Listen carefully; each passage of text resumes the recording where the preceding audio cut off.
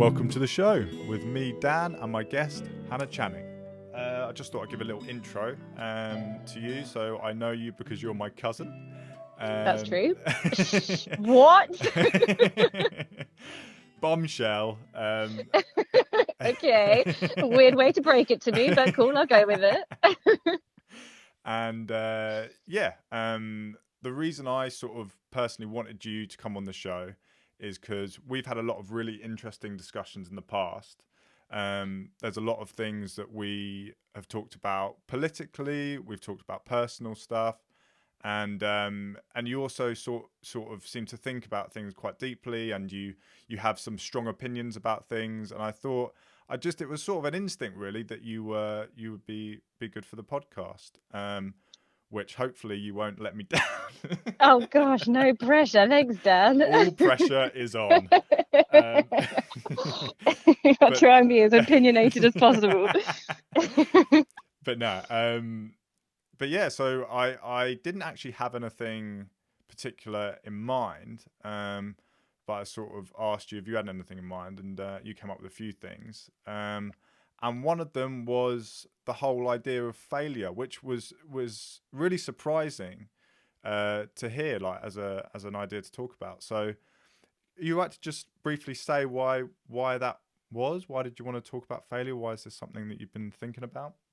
Yeah, sure. Well, I think more recently it's been something that's been a lot more present kind of in my consciousness, but that's not to say that it hasn't always been something that has been quite a kind of big part of my psyche. But I've just started really noticing it more through conversations that I've had with peers, but also I think because of the stage of life that I'm at, being in my kind of early 30s, where you start taking on a lot more responsibility and the implications that come with that kind of mentally. And then it just got me really reflecting about my own failures, but also whether this fear of failure, which I think is quite strong for me. I don't know if that's a common thing, but it's kind of one of the reasons I thought it would be an interesting topic, because the more I speak to people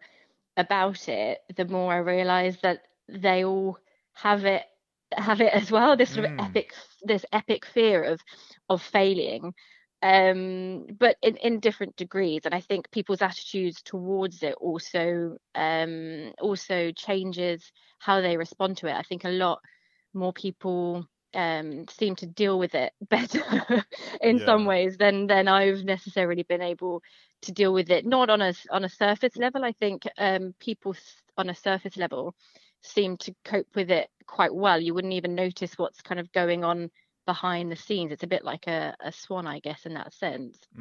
But I think that almost makes it more complicated, and maybe more of a reason why people don't talk about it, because they're always trying to keep this appearance of kind of coping and of being perfect. And I think this personality trait of being a perfectionist just kind of amplifies it, because you don't ever want to be seen as not perfect, if that makes sense. Yeah. So do you you were saying sort of how people rarely seem to be showing their fear of failure or their failure. Has that ever happened to you? Has anyone ever seemed to point out to you that you seem to be experiencing it, or is it just, are you sort of one of these people as well that hides it well and just feels it on the inside?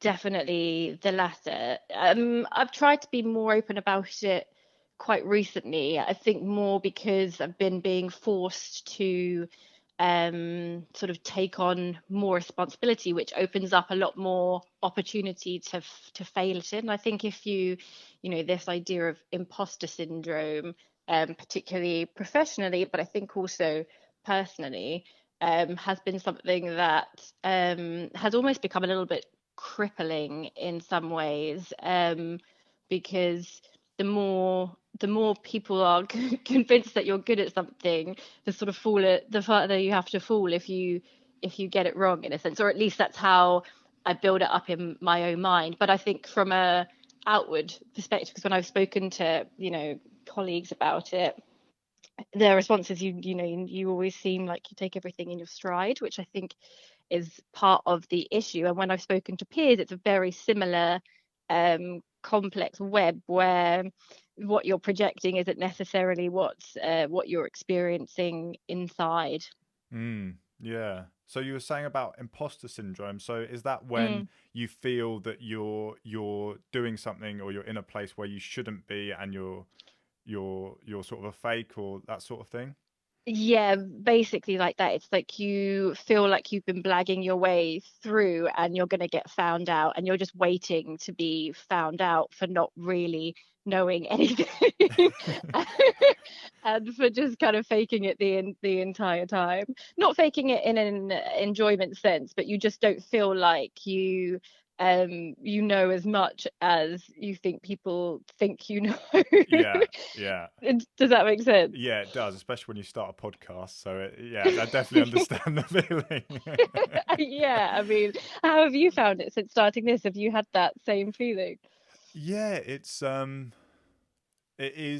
definitely it I think with podcasts as well, because it can be overwhelming how many podcasts there are out there and how Mm, many people have been doing it for so long and are so good at it. yeah, So that side of it I can definitely relate to in terms of in terms of this podcast. It's yeah, it can be overwhelming. I can imagine it's quite a skill as well, being able to guide a conversation and being able to kind of insert enough personal elements without it, becoming unbalanced. So it's quite a skill. So I can totally imagine that that's a learning curve for anyone going into this as a first stage kind of podcast interviewer. Yeah, yeah, exactly. And I think one of the things that have been helpful with that, and I guess that anxiety or that sort of worry, the worries that sort of come up regularly, is that I haven't put too much pressure on myself. Mm, With this, I know with other things we can talk about, I definitely have put a lot of pressure on myself, and therefore the fear of failure will probably be more. But with this, I'm not looking to make any money out of it. yeah. I know that it's just a thing that I'm going to be focusing on while we're during this lockdown phase. I'll see how it goes afterwards. I'm not Mm, sort of pressurizing myself. Like for the meantime, I'm releasing 2 episodes a week on Thursdays and Sundays, but I'm not telling myself I have to release them every Thursday and Sunday for the next year. It might be that when I start to get busier or when things start to slow down a bit in terms of people not being available to come on the podcast and things like that, then I might do one a week. And so mm. that's been helpful for me personally. Well, I think that's a really good point actually, because really the kind of anxiety of failure, like you just touched on, is very much a self pressure most of the time. I'm not saying all of the time, mm, but particularly in my experience, it's very much a self pressure, not necessarily an external pressure that's coming from other people to live up to a certain standard. It's definitely a standard that you or I set myself, um, rather than anything external. so so if we go back a bit, when do you Mm. think? Obviously, it's hard to pinpoint exactly, but you might be able to. I don't know. But when do you think it sort of started for you? Like the more reflection you seem to have done Yeah, on failure and your relationship with failure. yeah. Can you pinpoint sort of vaguely when you started to feel it more, or It's really funny actually, because I was thinking back to, is this a recent thing? And I was trying to remember, and I don't have really strong memories from my childhood, which I think is because I had a very happy childhood. But mm, I do have really strong memories of my little sister asking me questions about things, how kids do, like, why does this happen? How does this happen? mm, And never wanting to admit that I didn't know the answer. So I'd either just make stuff up, like just lie. yeah, I never wanted to say I don't know. So I mean, my poor little sister probably has a bank of facts that are completely incorrect just because I didn't want to admit that I didn't know the answer. Um, I was thinking, is that part of it? Is the fear of being wrong, the fear of being seen to not know something or not be perfect, go back all the way to child. But I think in terms of severity, where it's become more debilitating in a way that it's kind of held me back from doing things more, is a lot more recent, because I think I used to feel the fear of failure, but I used to be a lot more confident in doing it anyway. There's a Sheryl Sandberg, who's the CEO at Facebook. She always says feel the fear, but lean in anyway. And I think I used to do that a lot more than I have done recently. I think I've been feeling the fear of failure and letting that stop me from doing things. So why do you think that is? Why do you think it's something that's come about more recently? It's a good question, and something that I've been reflecting on with no real answer. I think partly it is stage of life. I feel when I don't identify as a 33-year-old. So when I meet people, new people of my age or around my age, I have this expectations of the sort of stage of life that they're at, and the type of the type of sort of person that they are, based purely on their age, which is completely ridiculous. But I worry that people have those same expectations of me as a 33-year-old, when actually I feel like I'm still 18, 19. I still and so I'm just sort of faking being a 33-year-old. So, like, do you feel it in every area of your life, or is it more prominent in certain areas? It's certainly more prominent in sort of my professional life, but I definitely feel it.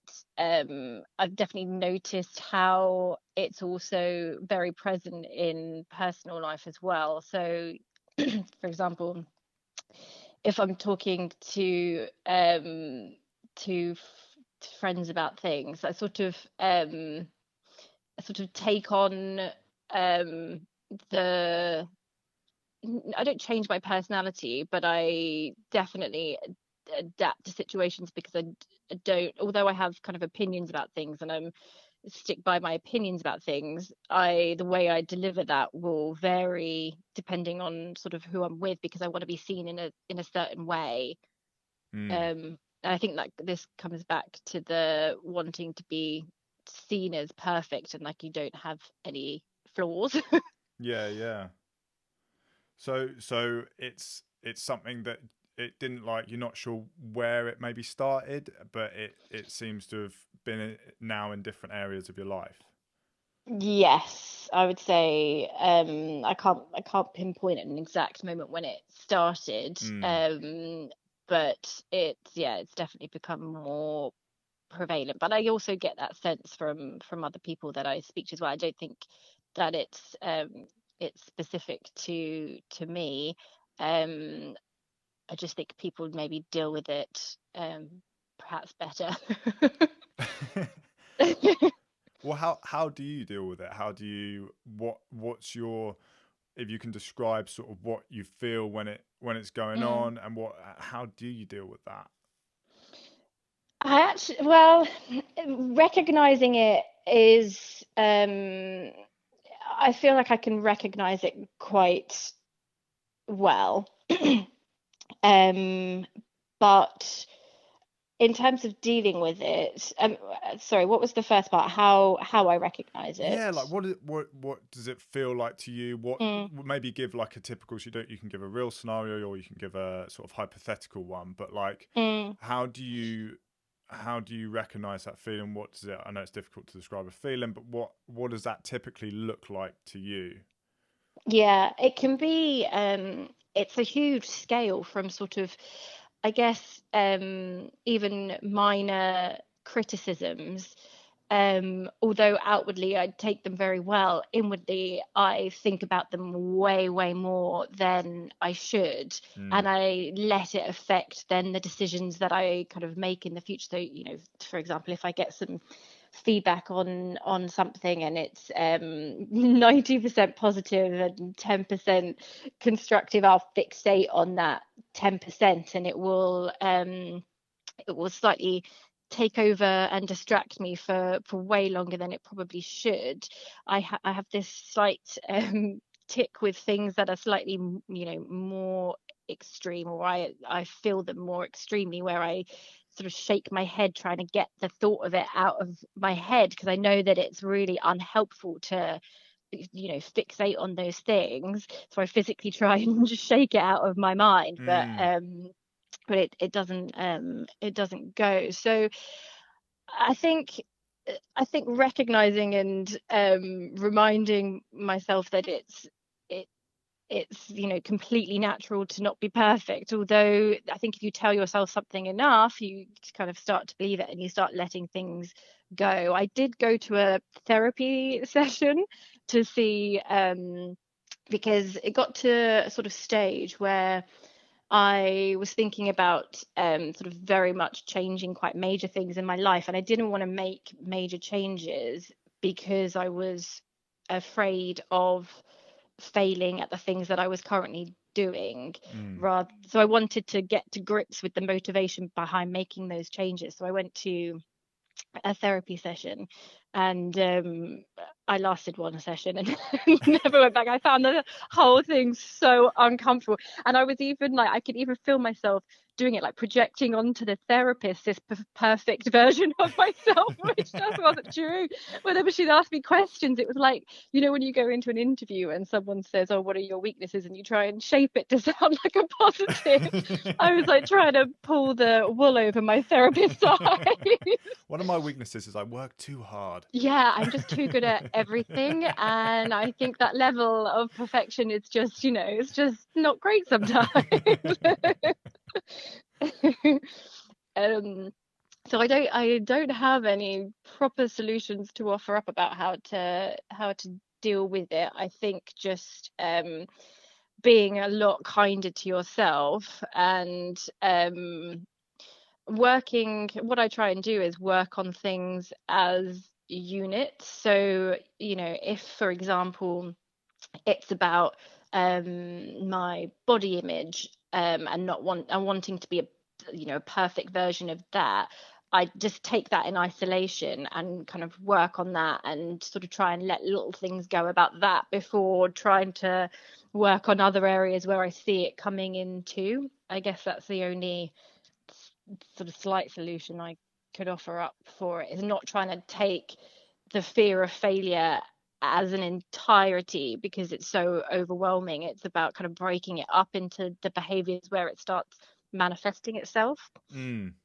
Yeah, and don't feel like any sort of tips you give yourself or anything that you find helps you. Don't feel like it, that you have to like you don't think that it's going to be seen as like you are giving advice for everyone. That's how it is. Like it's Absolutely, more yeah. just for you really to see what works for you, and just out of an interesting. Totally, yeah. Everyone's experience with it is so so different, and also don't don't feel disheartened when you see other people coping with it well. Like, I follow a few people on Instagram, for example, who suffer from kind of anxieties around failure and things like, and different anxieties, and they're offering up advice for how they get over it, and telling you it's okay if you're struggling with it. Then it don't feel like you have to solve it, because you got to find your own way. So, do you sort of you've mentioned Instagram, you've mentioned sort of like body image and stuff like this. Mm. What pressures do you see from society, sort of looking from an outward point of view? Like, what do you see that actually aren't helping the situation, and can make people feel more of a failure, or contribute to that feeling? Yeah, that's a really good question, actually. I think the current kind of cancel culture is so unhelpful, and I What does that I mean? feel So cancel culture is where normally with the extreme left, of which I'd see myself as, they tend to, once if someone makes a mistake or they slip up in the public eye or on social media or whatever, it's black and white and they're cancelled, and it becomes this huge kind of anti this person, because people want to project a certain liberalism of themselves. They take it out on people who have maybe made a mistake, and they don't sort of explore the nuances around that. And I've been Mm, very guilty of that myself. But I think as a society, in the UK, that I say the UK because it's really my only point of reference, mm, is is this massive shift towards cancel culture, where that you can't, it's very unforgiving. And for people, if you're afraid of failure and you're seeing the consequences of people that make mistakes being huge and life changing, then it's only going to amplify that fear so much more. And I think social media, although it can be a positive space, can also be such a negative space. mm. And there was so much discussion around it after what happened with Caroline Flack, for example. um and I am not making any opinion about what happened there, but I think the public response to it, without really having any knowledge of what happened there, Mm. it causes really huge consequences, and not just for Caroline Flack, but I think everyone who is also seeing that and reading that, and builds this anxiety around ever doing anything wrong. So can you clarify what you mean by the whole Caroline Flack thing? Like what where you saw the problems lie and what exactly you meant?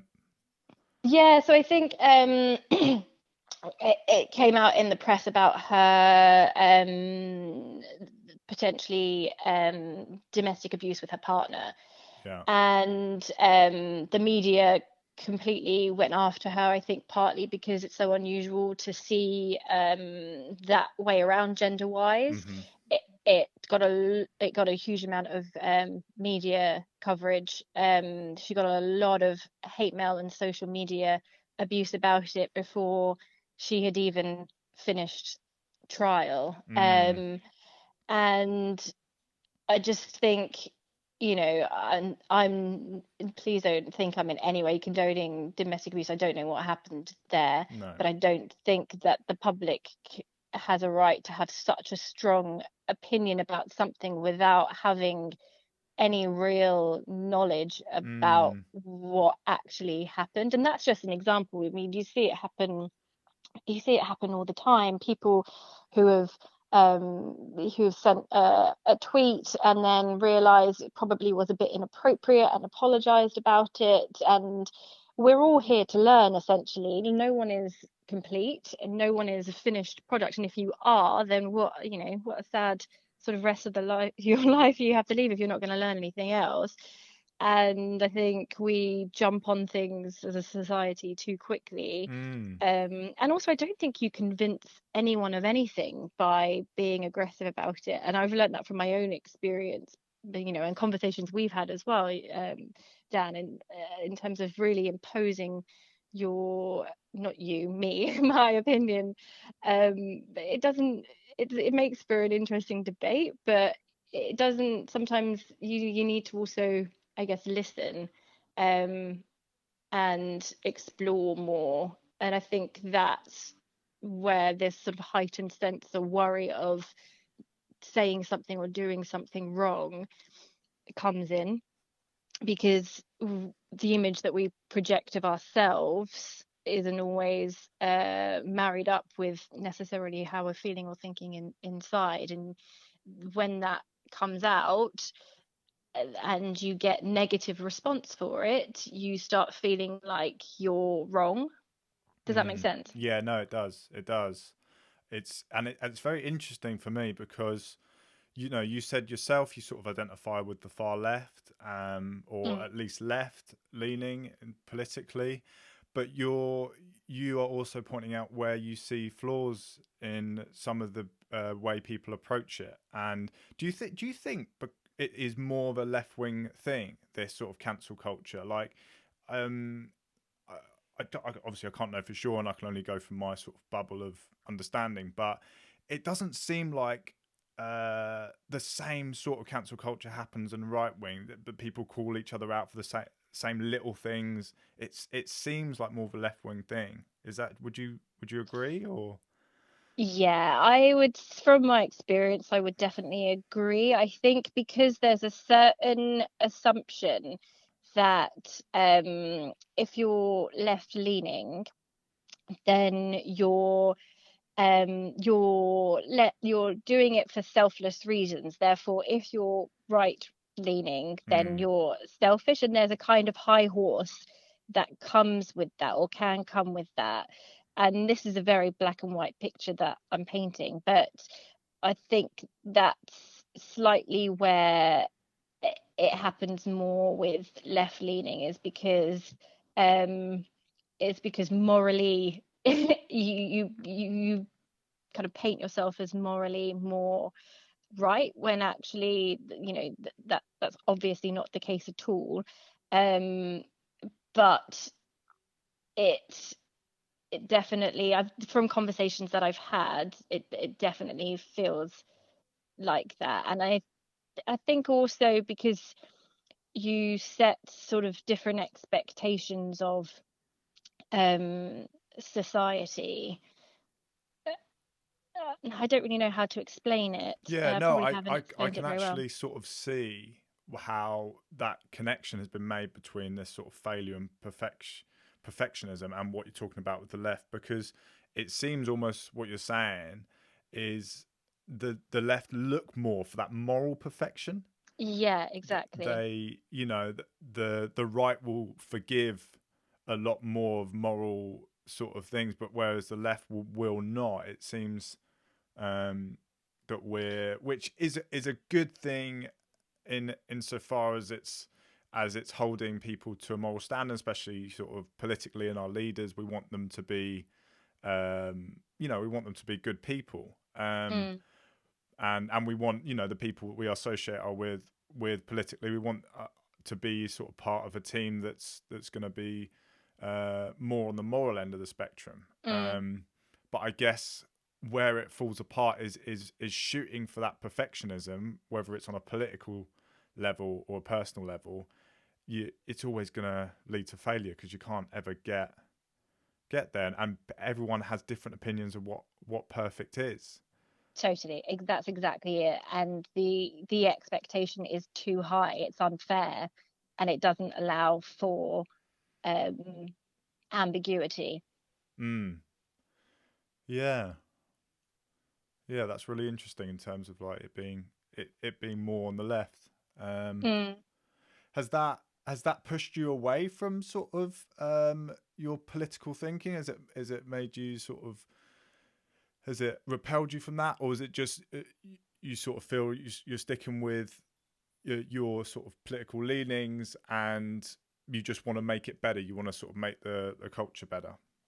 Yeah, I'd say probably that, definitely the latter. It definitely hasn't shifted me away from my political leanings.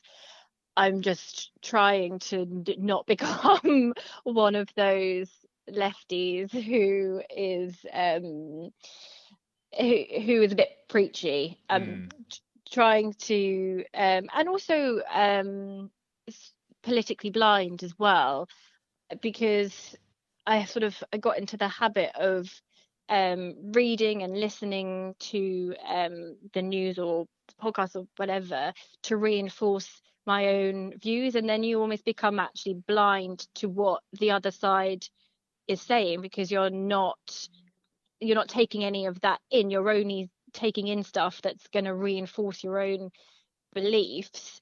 And then when it comes to a discussion, you're you're very blinkered in your perspective, because mm, you've only taken in one perspective. So although I'm still very left leaning, I'm trying to be more open to the other perspectives, so that I can either, see it from the other side, or have more nuance in my beliefs, or just to have more education on why I believe the things that I do believe. Mm.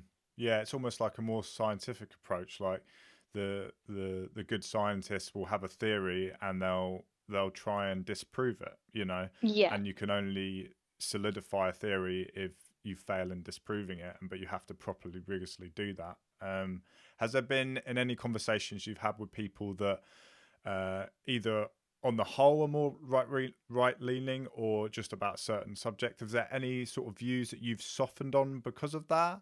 Um, any that come to mind? If not, it's fine. Just sort of Um, I mean, not really. I mean, it's been quite useful. I've really enjoyed getting to know through my brother-in-law actually, who's I don't know if I would describe him as, I don't know what he would describe himself politically. He's quite open-minded. He's right-leaning, I would say. mm, Um, and we butted heads a lot when I was in my sort of high horse liberal uh, phase. But I think I've learned quite a lot from him since trying to be more open-minded to things. And I think, more using kind of recent example, my instinct to, and don't get me wrong, my I don't think my brother-in-law is a Trump supporter in any way, shape, or form.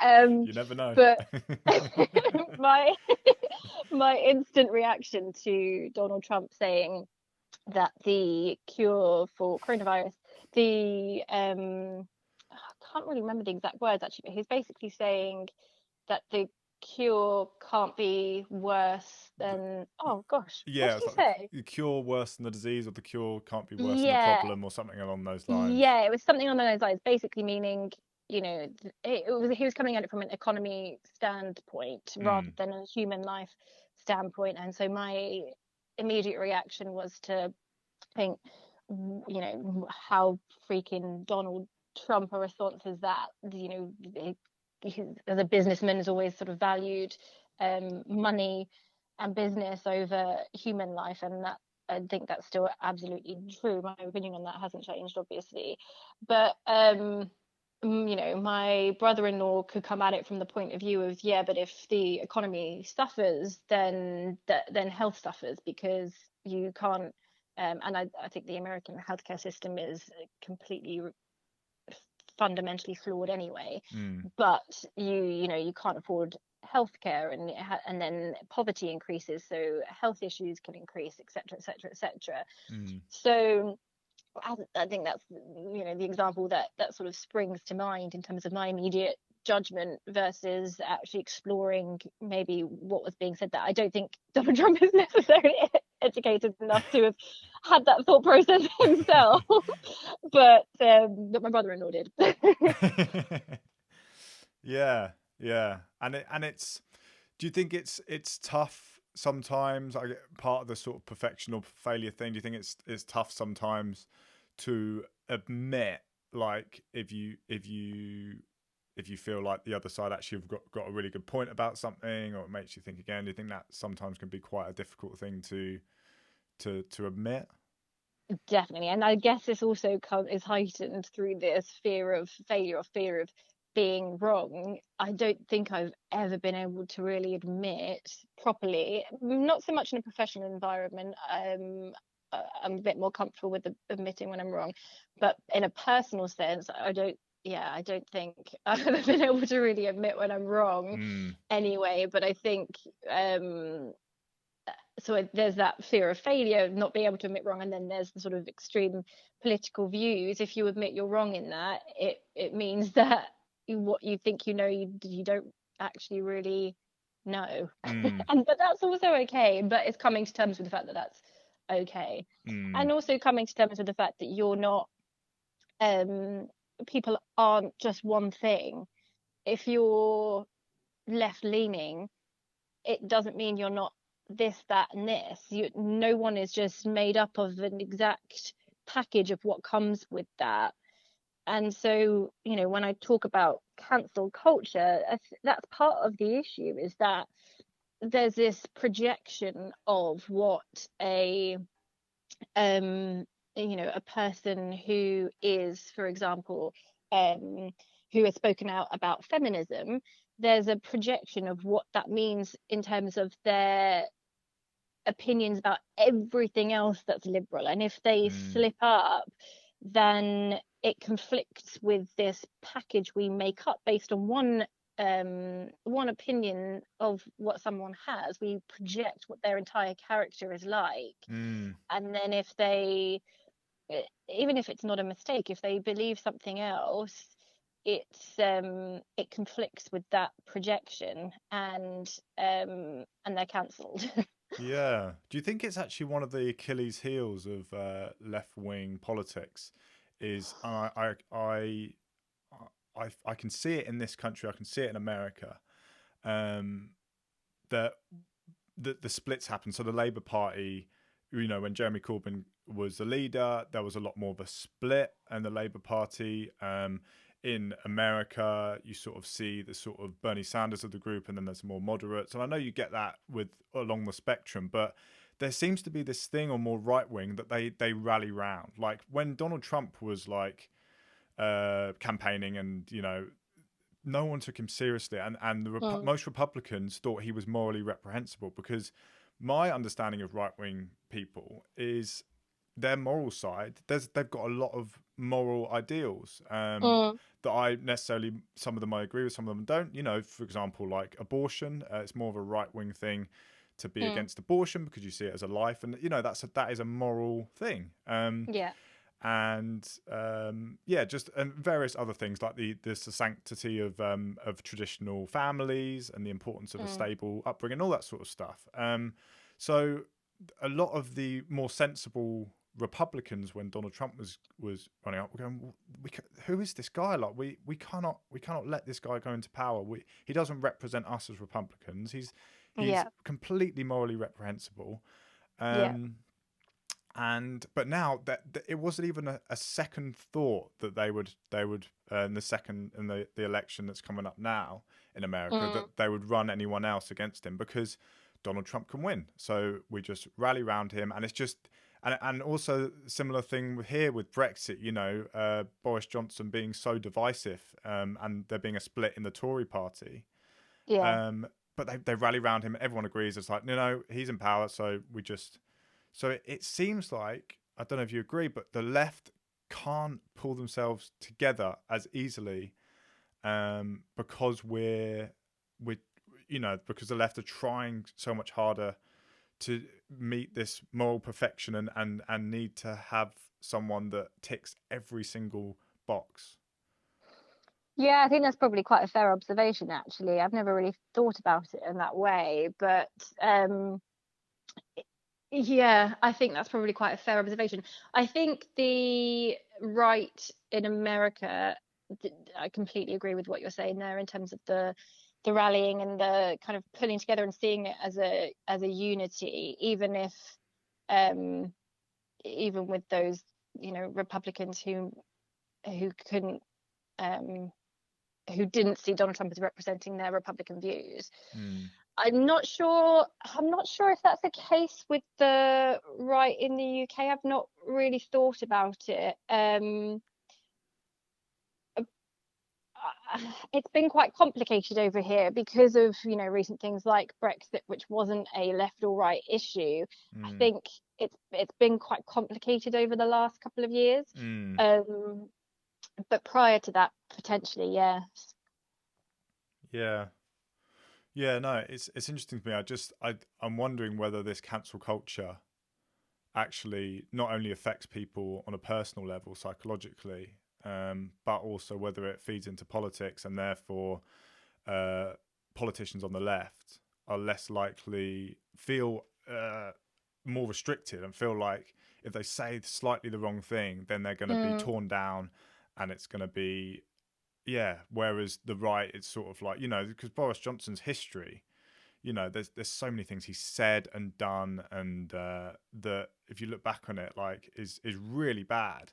mm. Um, but he's not held maybe to the same moral standard as the left are, because the left is trying harder to to be perfect, I guess, and be morally perfect. And if we fall, if the cancel culture sees someone falling very very shyly of Yeah, perfect, then it yeah, would be tear them down, sort of thing. yeah. I think that is a very fair point, actually. I think, I know from my left friends, when it comes to local elections, etc., it's very you go into so much detail about the voting history of candidates and what their past choices mean about them. I don't know from my more right-leaning friends whether that's that's the case. I don't know how much they're judged by some of their past decisions as much as we hold the left accountable for some of their past decisions. I think that's probably quite a fair observation, actually. And accountability is great, and I think we should be striving for the best people, and accountability is a key part of that. If we see Well, I we think that's almost the issue, isn't it? That that there is not so much with the sort of middle right, but with Donald Trump, etc. There is really no accountability. I mean, he's been impeached. He's still the president of the United States. There is absolutely no accountability whatsoever. Yeah, and every week since he's been the president and before he was president, there's a new thing that comes out as a new thing. People forget how much has actually come out. Like the amount of huge lies he told, the amount of, Mm, the sort of the stuff that he was saying on that bus, about, yeah, that all that sort of thing, and and when you the think Stormy about Daniels and the yeah, Mueller report, and you have to actually, if you had like a list, like yeah, it would be going it's on so long, outrageous. but it gets drowned out. It's because there's a new thing next week that. So, well, yeah, it always comes some people. But I think if you look at the way Hillary Clinton, A, as maybe a left-leaning, but also maybe B, as a woman, that's another conversation, Mm, was held to for the sort of phone conversation that came out during the election, the kind of uproar and the fixation on that versus all the mm, outrageous things that Donald Trump was saying and doing, and there just not being the same public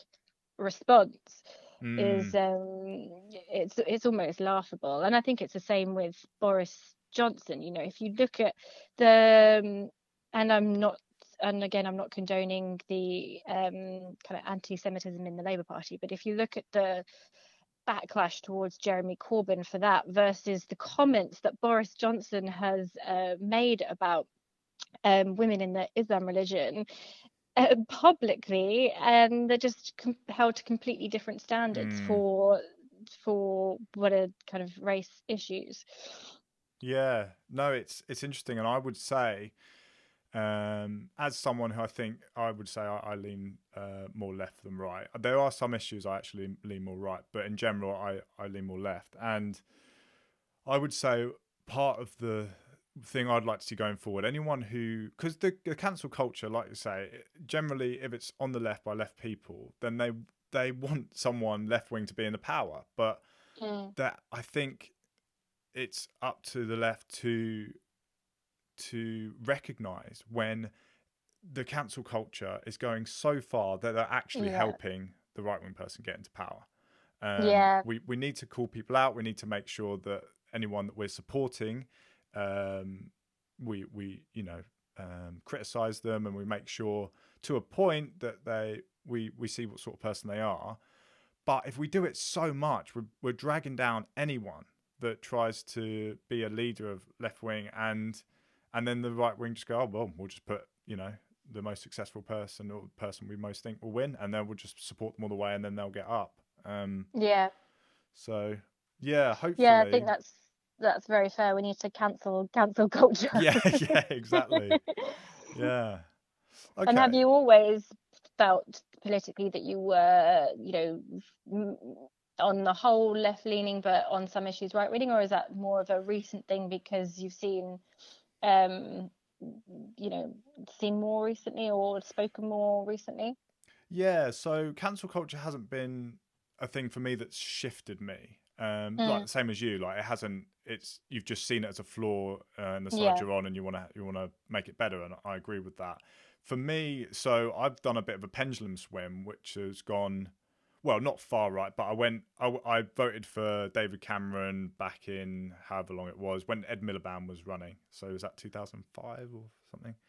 Yeah. Um, and then but I was only starting to get interest in politics. Before that, I wasn't at all. And my girlfriend at the time sort of convinced me. She sort of said a few things that I was like that made me think, oh, maybe I should just vote in this and pay some sort of interest. So I voted for David Cameron. I basically made the decision at the ballot box, and I was just like, well, it doesn't seem to be too bad so far, so let's just carry on. And then I started really learning, and I got a thirst for politics. And then I went left, and I was a very strong Corbyn supporter, and I was very much like, yeah, just nationalisation and just I could see the compassion behind the Corbyn sort of movement and the left wing movements like Bernie Sanders and whoever else. Mm. And the thing that's really driven me with politics has been wanting to help the most vulnerable, and that still is what I vote for. I don't vote for me, I because I'm in a comfortable position. So me having this little bit more money take Mm. from my taxes or whatever is going to do me such little good compared to how much it would do someone who really needs it. So that Mm. that still drives me. But I've learned over the years, again through talking to to John, and so yeah, your brother-in-law and other people, that some right wing policies actually help vulnerable people more. It's more hidden, it's more sort of Yeah. complicated, um, and there's a lot to it. Mm. And I've seen how some right wing politicians actually really want to help people, and then that's made me think, well, maybe there's something to it. So yeah, so I've sort of I was a little bit right with just David Cameron just because I didn't know any better, and then I swung way left and I was like full Jeremy Corbyn. Everything he does is amazing, and Mm. now I'm sort of like depending on the subject. Um, I love to chat to people about politics, and I love to chat in detail, like you know, healthcare, education, taxes. All of these areas. It depends on what we're talking about, whether I am more right leaning or left leaning. Um, Mm. but yeah, generally now I think if you looked at all my views, you'd see that on the whole I'm more left leaning. Yeah. And I think the thing that keeps me left, at least for now, I'd be open to in a few years if I did go a bit more right. But the thing that I really think will keep me more on the left is that I really want to help people, and I see that a lot more on the left. I don't really see it that much on the right. Yeah. So yeah, that's been in short my sort of political pendulum, I guess. Yeah, well, and that's and that last bit you mentioned, I guess, sort of sums up this moral high horse point because yes, Mm, on the whole, the the left is seen as, supporting the society more than the right, which is mm, in the sort of very basic stereotype form is about kind of the economy and higher earners, mm, or kind of middle class higher earners. So I think that's where this high horse comes from mm, because people are a lot more vocal about their left beliefs because it's seen as less shameful because you're doing it for others. Does that mm, make sense? mm. Yeah, Or because that's the interpretation of it, that you're seen to be doing it for others. yeah, yeah. I guess we just need to make sure that in doing that we're doing stuff that's effective. I guess. Um, Yeah, exactly. um, cool. Can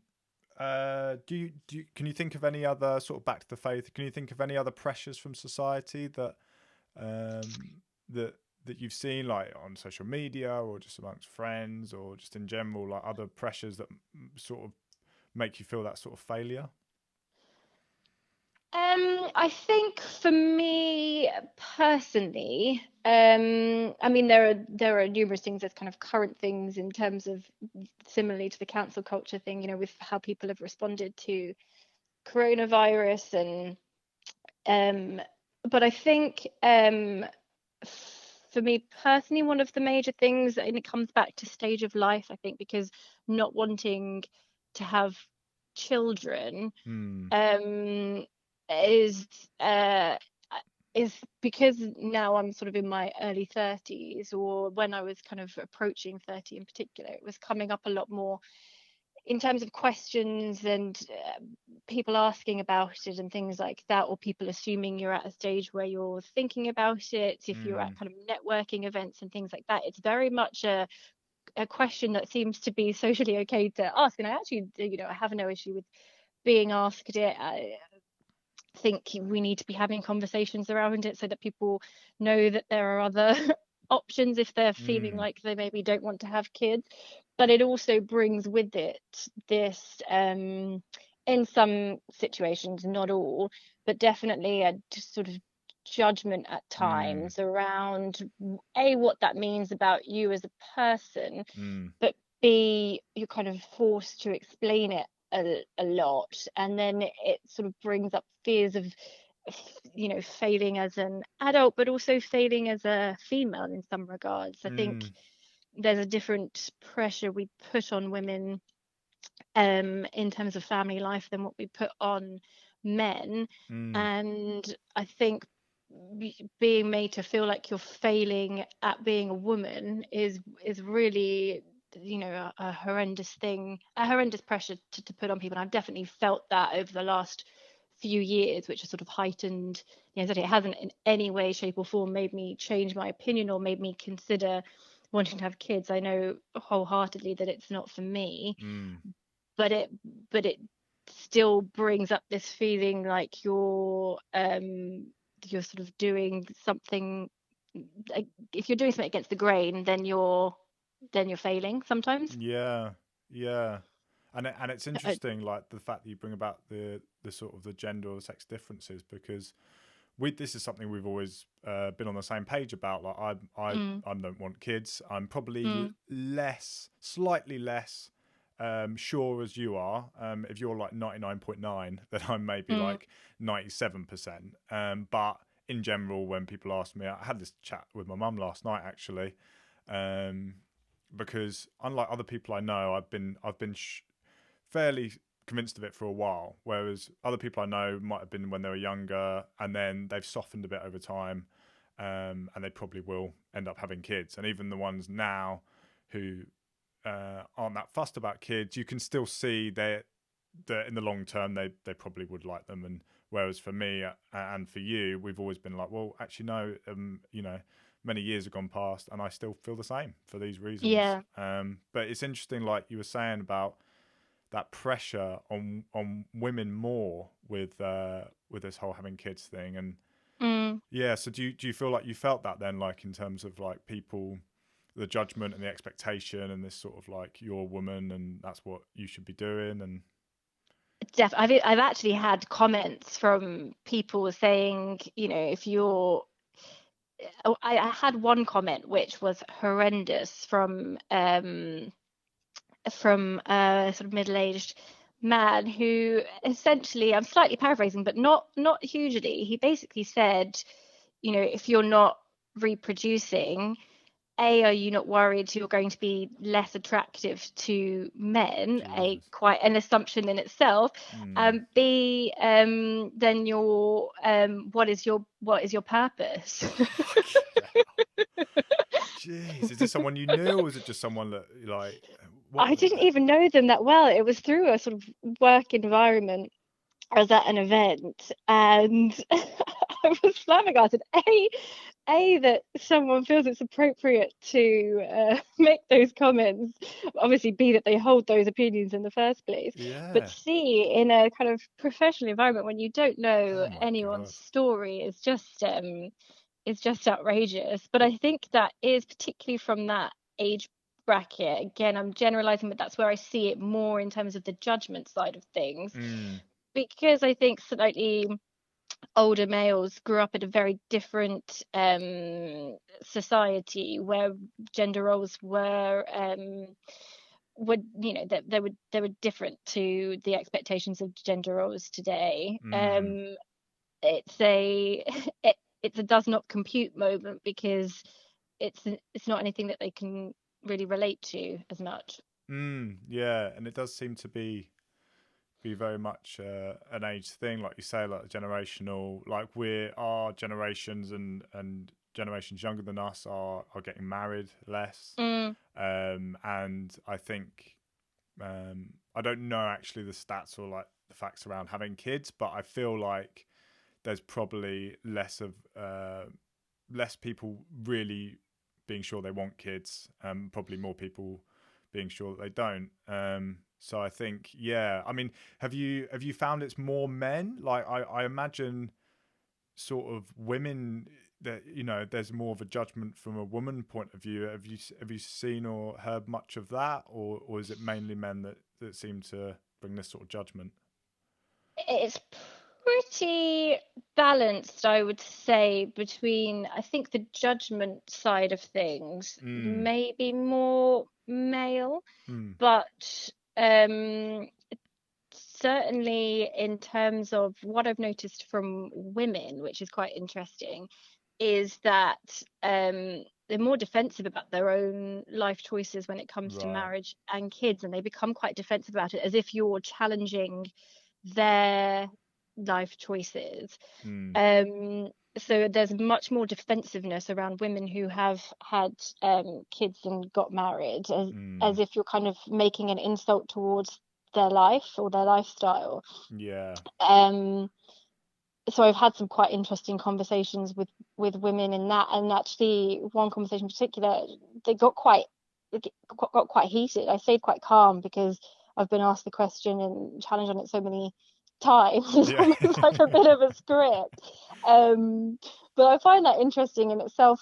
With women who do want children and want to get married, because they aren't asked the whys so much. They've never really had to think about why they want to have kids, or why they've never had to articulate it, because it's the Mm, social norm. mm, Whereas if you don't want it, it's less a social norm, so you're challenged on it more, and it forces you to articulate exactly why it is, even if it's as simple as I just find them boring, or just I like my life, I don't want it to change. um so I He's definitely been see that chewing on that thing defensiveness. for 3 hours. I'm bored. Can we turn the TV on now? I'm sure they're more entertaining when they're your own, but I just can't imagine it. Yeah, yeah. No, it's Yeah, it's definitely defensiveness. yeah. No, it is interesting, and I guess I find it interesting as well because um, yeah, when it's because it's such a woman thing, like in terms of carrying the child and that sort of thing. It's interesting, like what the different reactions might be, and I guess the understandable part of it is that for some women it's like the most personal thing, and it's the most Mm. thing they care most about is like having kids, even if they haven't got them yet. So yeah, maybe woman is more likely to get more defensive or offended because it maybe is more likely to hit a more personal place. I don't know. Totally. I think maybe also it's this point around fear of failure that we all have, in Mm, that if you admit that it's not all perfect and roses, then maybe you feel like you're failing as a parent. And until recently, I've definitely seen it more recently in terms of people talking about how difficult it is. But the friends that I had who had kids when we were in our 20s, or people that I worked with, or even on social media, it would be less so that people would be talking about the hardship that comes with it. I remember an article that came out, I can't remember how long ago it was, I think it's about 4 years ago, and it was this huge backlash against this woman who had said that she loves her kids with all her heart. They're the most important thing to her. mm, But if she had her time again, she doesn't know whether she would have had them. mm, And there was this huge backlash saying, one day your kids are going to read that. How are they going to feel that you don't want them? And etc., etc. Whereas now I feel like if that comment had been made, it wouldn't maybe have been met with the same extreme response Mm. that it was sort of 5 years ago, because I think people are allowed to admit more now that it's that it's not a fail. You're not failing as a parent, basically, if you say, "Oh God, I don't want to be around my kid today." Yeah, yeah, yeah, and especially during these times as well. Like, yeah, I guess, like, have you seen or heard like anyone sort of expressing failure at the moment, like being locked in lockdown or being like, yeah, anything around that, or have you felt anything like during this time that sort of exacerbate the feeling of failure, or Yeah, I think it must be really heightened for parents who are yeah, having to teach, having to kind of be babysitters, especially parents who are still, working full time from home. Um, I can't even imagine how how difficult it must be to do lockdown with children. Maybe that's coming from the perspective of someone who doesn't want them, but just the idea of having to navigate, as much of your normal life as possible, whilst also being in such a confined space with someone who needs so much of your attention and time, mm, or multiple children, that must be so much pressure. But I do also, from what I've seen on social media, maybe it's because of the type of people that I follow, that there's an openness to talk about that and to say, mm. lockdown without children must be lovely. Parents who are being quite honest about it. I think with lockdown, what I've seen more from a judgment perspective, and actually, I had a really interesting conversation with a friend about this, because she was the one that brought it to my attention. I think I have been doing it slightly myself, is when it's again, it comes back to this sort of cancel culture of judging people who are maybe slightly bending the government guideline rules, but not in any way that's harmful. So maybe going out for an hour and 20 minutes rather than an hour, mm, or etc., etc. Who are doing it because mental health during this is just as important mm, as physical health, which I really believe. I don't think you should be going out spreading germs ever if you don't need to. But if you're really struggling with lockdown and you want an extra 20-minute walk, then I don't think we should be um I don't think we should be really judging people about that. Or if you've been out for a run in the morning, but things are really getting to you and you need to go out and have a breather, this sort of opinion that if you're not sticking mm. to the guidelines 100%, then you're a terrible member of society. I think is a bit unfair. Yeah, a friend I chatted to on this podcast actually about anxiety, he said like at the start, because he's got like health anxiety. Mm, So when all this happened, you can imagine it was really difficult. And he said he felt really guilty because he just felt like he needed to leave the house, and he would go for a mm, walk. He wouldn't like go near anyone, but he would go for a walk like a few times a day, mm. and he would feel so guilty. But he just really felt like he needed to do it.